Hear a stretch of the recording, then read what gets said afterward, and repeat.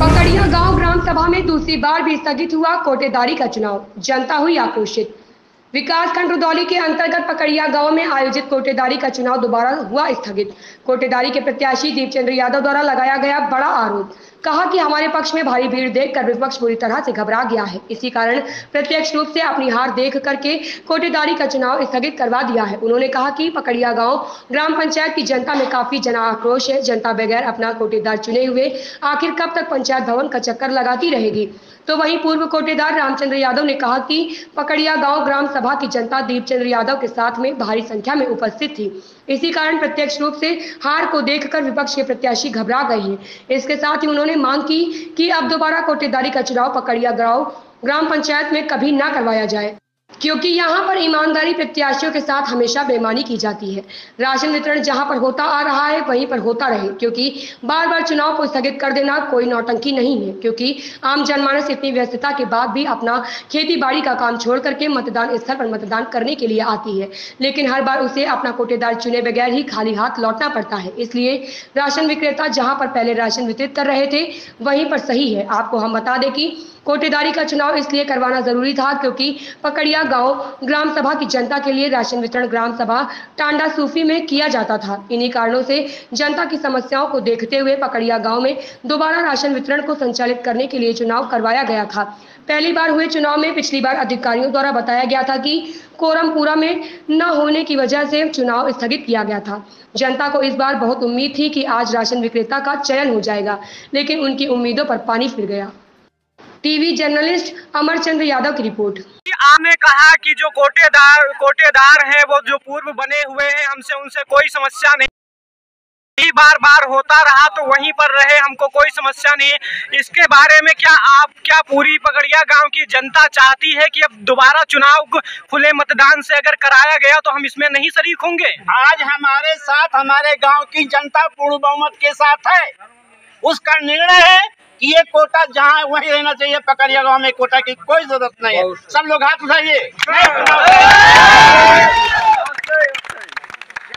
यानी कि विपक्ष एकता ने सीधे ये कह दिया है कि इस बार अगर चुनाव इस बार दूसरी बार चुनाव स्थगित हुआ है। ऐसे में पकड़िया गांव के लोगों को, पकड़िया गांव की ग्राम पंचायत के लोगों को काफी समस्याओं का सामना करना पड़ रहा है। ऐसे में ये हमारे साथ थे पूर्व कोटेदार रामचंद्र यादव जी। इनका कहना है कि अगर दोबारा चुनाव मतदान करवाया जाए तो गुप्तनीय तरीके से करवाया जाए।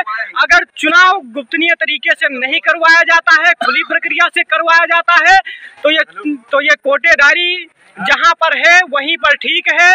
इस बार पकड़िया गांव में इसका चुनाव करवाने का कोई फायदा नहीं है। और आप इसके बारे में क्या कहना चाहेंगे? इसमें कहां पर आपको यानी कि लोचा कहां पर नजर आया, आपकी तरफ से कि किसकी तरफ से? विपक्षी ने हमें सहयोग नहीं किया, वो चुनाव का मैदान छोड़कर भाग गया। तो मेरा चुनाव किससे होगा? 350 कम से कम गांव की जनता की ये मांग है।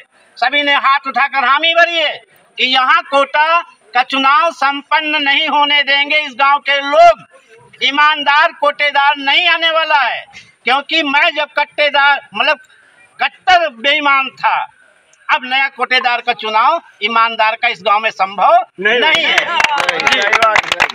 तो कहने का मतलब ये हमारे साथ थे रामचंद्र यादव जी। ये कहीं ना कहीं अपनी बातों को घुमा फिरा करके जनप्रतिनिधियों तक पहुंचाना चाहा और यहाँ पर पकड़िया गांव की जनता की समस्याओं को रखना चाहा।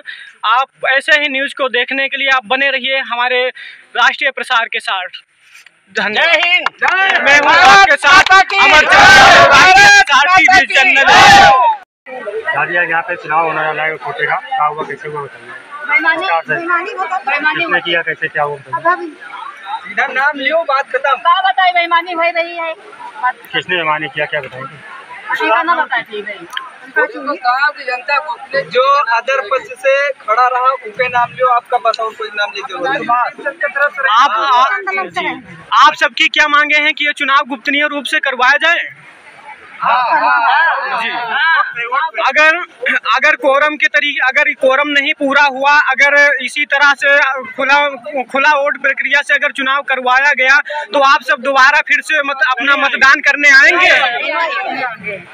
तो यानी कि पकड़िया गांव की जनता की मांग है कि यहाँ पर कोटेदारी का चुनाव खुली प्रक्रिया से न करवा कर के इसका चुनाव गुप्तनीय तरीके से करवाया जाए। जी जी। ये कौन कितनी बार आप यहाँ पर आ चुके हैं? ये दोबारा आपको यहाँ पर आने जाने में काफी समस्याएं होती हैं। तो आज के चुनाव में क्या हुआ? आज के चुनाव में आखिर क्यों लौटना पड़ रहा है आप सबको? अच्छा, बेईमानी किस पक्ष द्वारा बेईमानी हुई? जिस प्रकार आपने पहली बार जब चुनाव हुआ था तो उसमें चुनाव अधिकारियों द्वारा बताया गया कि कोरम पूरा न होने की स्थिति में चुनाव को स्थगित करना पड़ा था।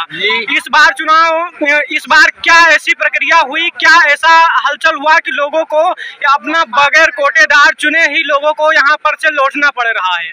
सबसे पहले मैं अपना परिचय देना चाहूँगा।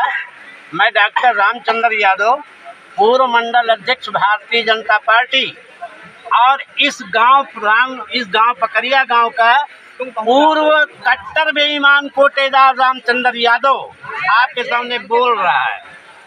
मेरी बेईमानी से इस गांव के जनप्रतिनिधि ऊब करके मेरा कोटा सस्पेंड करवा दिया, जबकि जनता मेरे साथ आज भी है। इस चुनाव के संदर्भ में कहना चाहूँगा कि हमारे गांव के जनप्रतिनिधि जबरदस्ती अपने हिसाब से कोटेदार चुनना चाहते हैं। गांव की जनता उनके इस मंसूबे को सफल होने नहीं देगी और आज का चुनाव हमारी टीम जीती हुई है। लेकिन विपक्षी जब मैदान छोड़कर भाग गए तो उसका कोई उपाय नहीं है। दोबारा हमारे गांव में अब खुलेआम बैठक चुनाव नहीं होगा। सरकार चाहे तो गोपनीय ढंग से बैलेट बॉक्स द्वारा चुनाव करवाएगा, तभी चुनाव संपन्न होगा, वरना चैलेंज है कि नया कोटेदार यहाँ नहीं चुना जाएगा। हमारी टीम 350 लोग कम। इस खबर में बस इतना ही। बने रहिए VIP इंडियन न्यूज के साथ। चप्पे चप्पे पर होगी हमारी पैनी नजर।